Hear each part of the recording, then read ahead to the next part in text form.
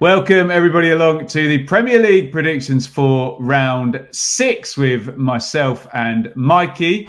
And headline news, Mikey, I'm coming for you. You'd had 3 straight wins. A win for me last week, 8-6, puts the scores on the doors back to 3-2. Although, to be fair, it was close. We did both have one bob on. I had Leicester 1, Everton 1. You had Villa 3, Wolves 1. The point scores in total, I'm at 42. You are at 38. Welcome. And are you trembling in your boots? Yeah, I was half expecting you, Ben, to post a picture of a pack of lions. Like, was it Harry Kane that did that back in 2016? And then Jamie Vardy returned with the Lion King thing. I can't remember what it was, but anyway, yeah, you are the hunter. Is it better to be the hunter or the hunted? I think I'd rather have the points on the board. Okay. In the position that I'm in, and you must remember, Ben, that one swallow doesn't make empty vessels making the most noise. So, if you just got Simba and the Lion King, which I can't start watching with Eden without saying Arsene Wenger instead of, I don't know what they said. Always makes me hear Arsene Wenger, and then I go off into a Dennis Bergkamp related thought process or whatever. But there you go. Get involved in the comments if you've had enough of listening to my nonsense. We'll put the fixtures down in the description so you can copy and paste them. Give yourself 1 point for a correct outcome, for a correct scoreline, like Michael for Leicester 1, Everton 1, or Mikey's Villa 3, Wolves 1. Give yourself 3 points. If your scoreline has 5 or more goals in, give yourself 4 points. Right. We will start with a fixture I always think Man City have difficulty with, but I think they always actually win, don't they? It's Newcastle versus Man City, Mikey. Yeah, it's one I think we remember them beating Man City when they were struggling, really. I think Matt Ritchie scored a penalty against Man City. And there's been a couple of draws in there as well. I remember De Bruyne scoring an incredible volley up at St James's Park once. But Kevin De Bruyne was missing against Arsenal, and he's likely to be missing at Newcastle as well. I said Newcastle have maybe been a little bit lucky to have as many points as they had. There was a Newcastle supporter in the comments who strongly disagreed with me on that point. But although I thought they were maybe a little bit fortunate to be on as many points as they were, I was shocked by the way that they were beaten quite comfortably by Fulham.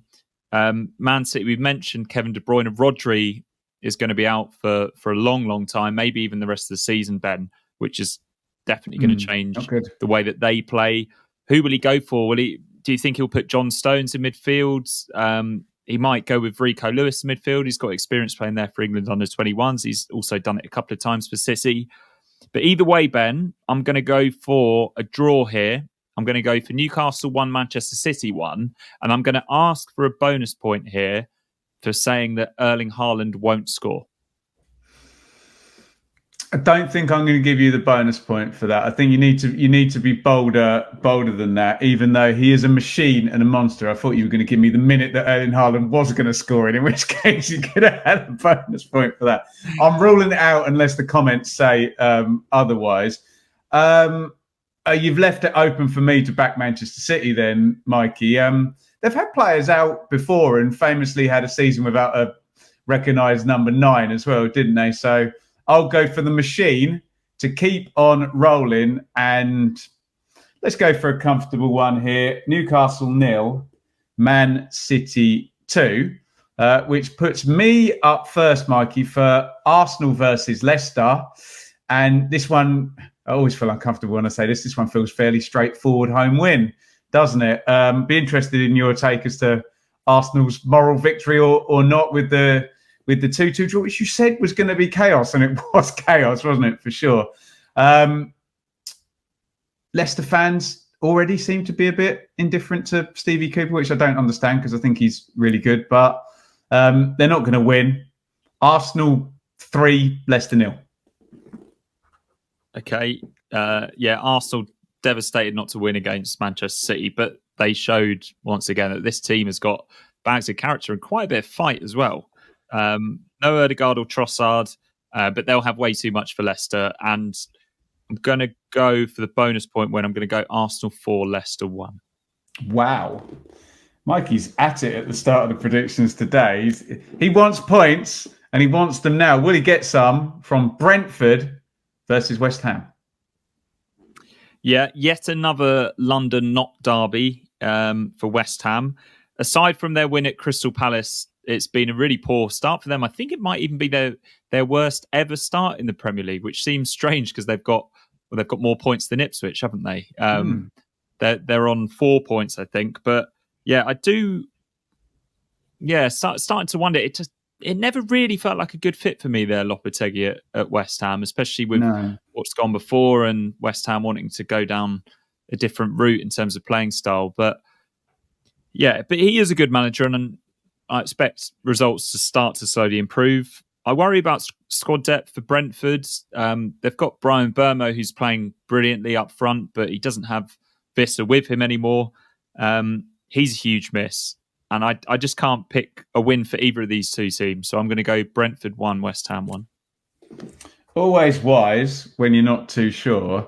The thing about Brentford is when they're in a game and in with a chance, they can knock out a win, can't they? And I think they might. Yeah, I think they might win this one. I'm going to go both teams to score and a home win. Brentford 3, West Ham 1. Which takes us to Chelsea-Brighton. Now, we normally say the so-and-so derby here, but we won't worry about it because there's too many to pick from. Mikey, is it wrong?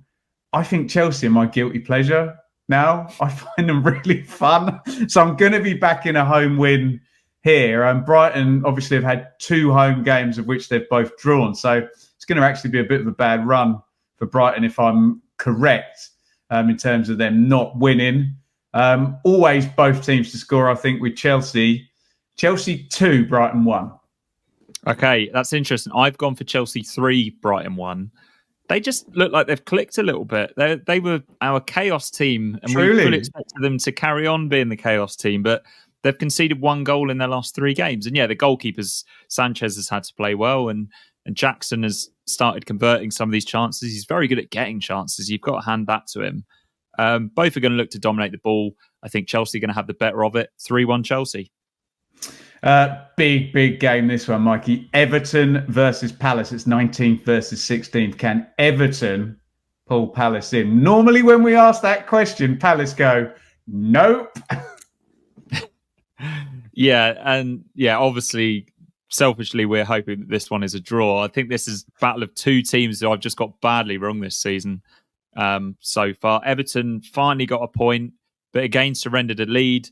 NDI was lively in that game and got his goal. Maybe he's going to give them something extra in the attacking third.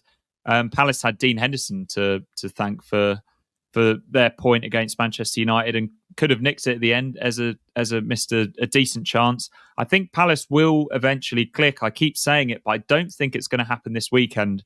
I think this is a huge game for Everton. And I'm going to back them to just edge it 2-1. Wow. I think I'll take the draw then because you've gone all in and actually backed somebody. And it will be a massively unhelpful draw for Everton. But the pattern is that they lead in games and they don't win them. And yes, I know there's news about a takeover, but I'm sure all the Everton fans are going to believe that when they actually see it complete. So I'll take the 1-1 and I'll sit on the fence for this one, being you've covered my back by actually backing somebody to win. So I'm going to go Everton 1, Palace 1, which I understand comments is massively helpful for the team that Mikey and I support.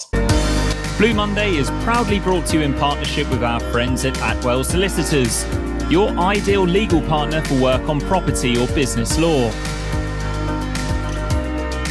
Their client care has repeatedly been recognised as outstanding, and they are people-focused with a plain English approach which sets them apart. They have offices in Ipswich, Colchester and London, and to find out more, head to atwells.com.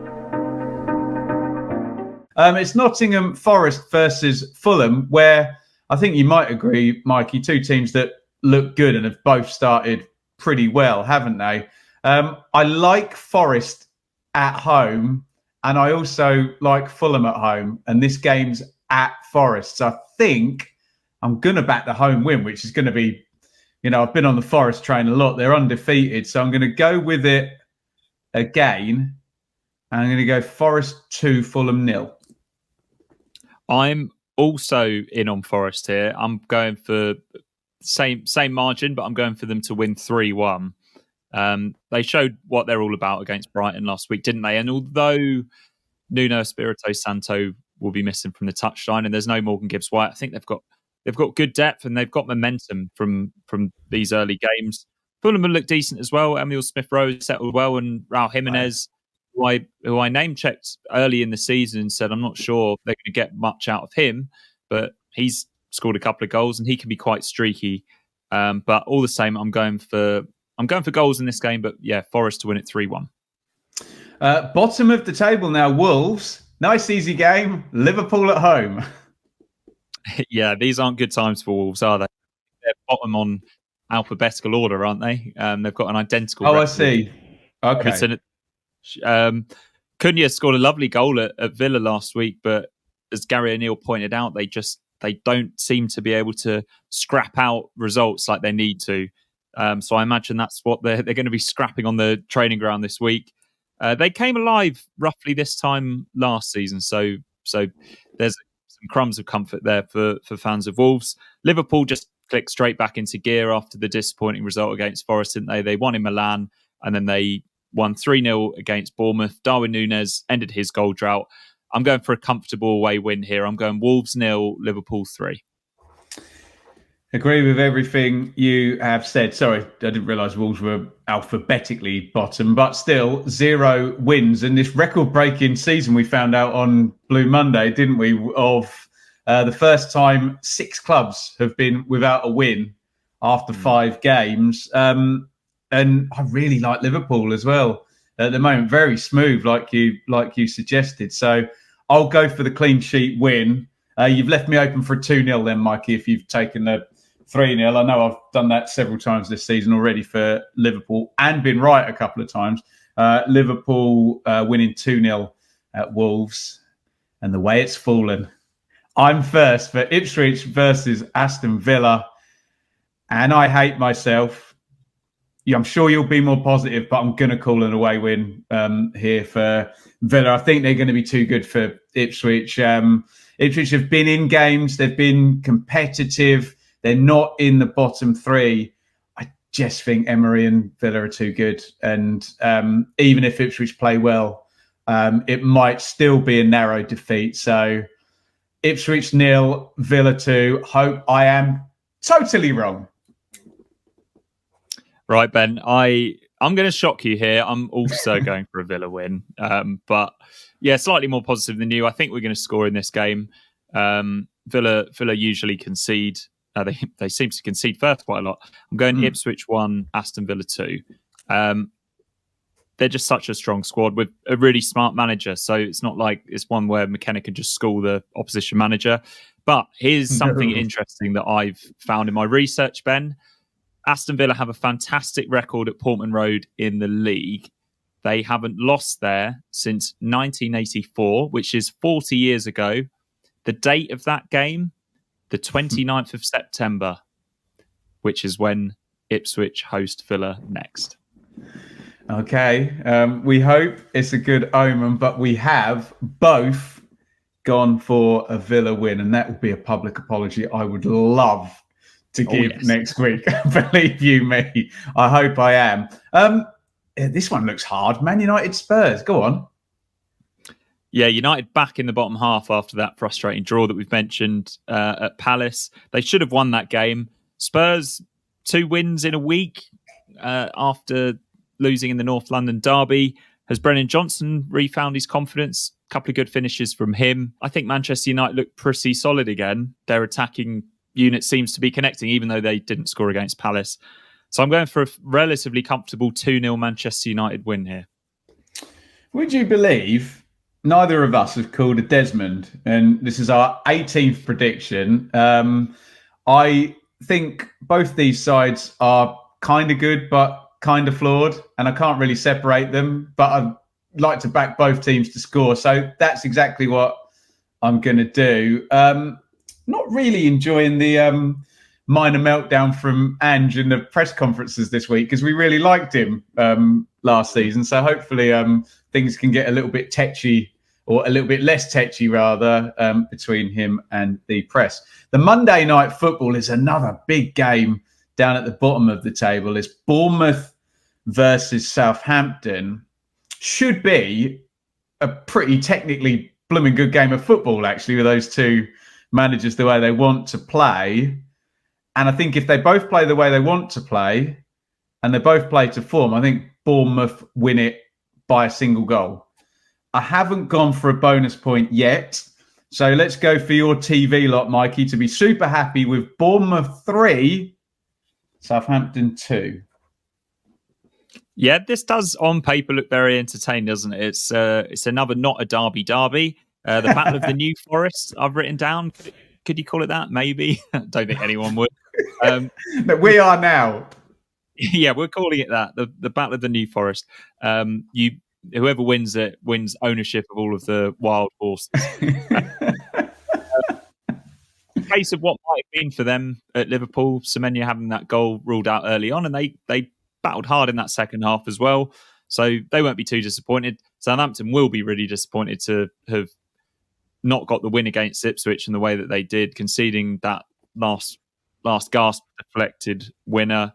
I'm not sure in the centre forward position, but they've got plenty of good players around it. So I'm also backing them to score 3 times, but I'm only going to go for the 1 goal for Southampton. So Bournemouth 3, Southampton 1.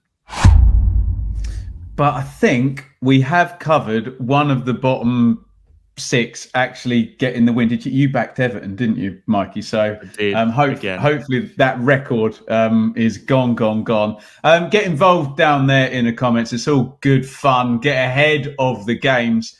Copy and paste all the fixtures. They'll be in the description down there.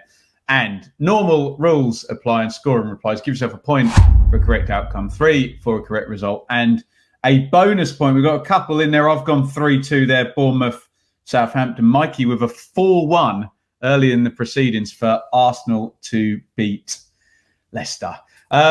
Really enjoying this over on the Blue Monday podcast and here on the channel. Thank you for all your support and all your comments and all your thumbs up and all of that good stuff.